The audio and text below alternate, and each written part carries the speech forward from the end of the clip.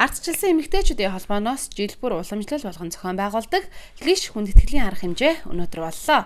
Ардчилсан нам 180 мянга гаруй гишүүнтэй. Үүний 50%-ыг нь эмэгтэйчүүд эзэлдэг юм а.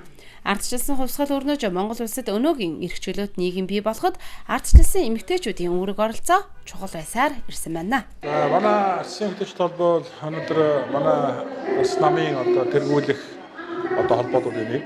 Тэгээд өнөөдөр эмэгтэйчүүдийн маань улс төрийн үүрэг оролцоо ардчилсан намд үнэхээр өндөр байдаг юм аа. Тэгээд манай эмэгтэйчүүд маань ардчилсан намын улс төрөд байнга мандайлагч байж чаддаг. Хамгийн гол зохион байгуулалттай аливаа асуудал мэдрэмжтэй тийм нэг зүйлийнхаа төлөө зорьсон бол зорилгоос ухардгүй тэнцэх чанартай тэр хэсэг манай эмэгтэйчүүд. Ардчилсан эмэгтэйчүүдийн дуу хоолой болж амжилттай ажиллаж байгаа ардчилсан эмэгтэйчүүдийн холбоог ардчилсан намаас эрх чөлөөний одонгоор шагнаж батламжийг нь гарцуулж өгсөн юм а. Манай маш олон эмэгтэйчүүд өнөөдөр намын анхны дээд чатандаас орж чадсан байгаа. Энэ бол намын дүрмийн шинжилэл, улс төрийн намын шинжилэлд бас чухал үүрэг гүйцэтгэж байна. Нөгөөтэйгөө бид өнөөдөр бас уриалга гаргана.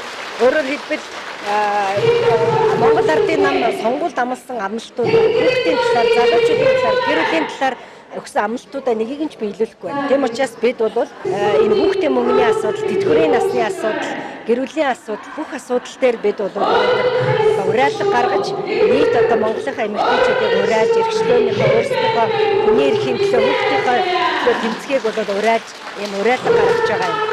Эмэгтэйчүүдийн улс төрд эзлэх байр суурь тэдний оролцоог дэмждэг энэхүү холбооноос жил бүр их бүрсийн баярын өмнө ийхүү зохион байгуулагддаг лиш хүндэтгэлийн арга хэмжээнд оролцож байгаадаа намын эмэгтэй гишүүд баяртай байлаа. 1989 оноос эхлээд санчаасрын зоригийг дагаад ингээд энэ ардчилсан холбоо ардчил шинжилгээ зам руу орж ирсэн.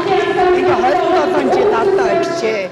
Өнөөдөр даад гарчхад явж байгаа мөртлөө бас болоогүй энэ ардчилсан намынхаа ардчилсан ахмадын холбоо гэдэг дарга би юм аа.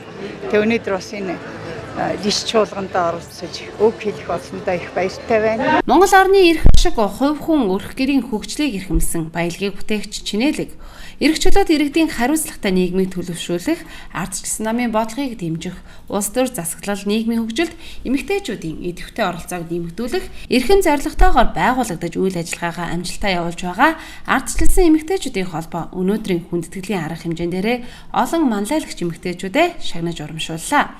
Мөн ардчилсан эмэгтэйчүүдийн холбооноос анх удаа Чингисийн одонгоор Индонез улсад суугаа Монгол улсын элчин сайд Батцэг шагнагдсан юм а. Ийхүү Чингисийн одонгоор шагнагдсан хамгийн анхны эмэгтэй болж байгаа юм байна.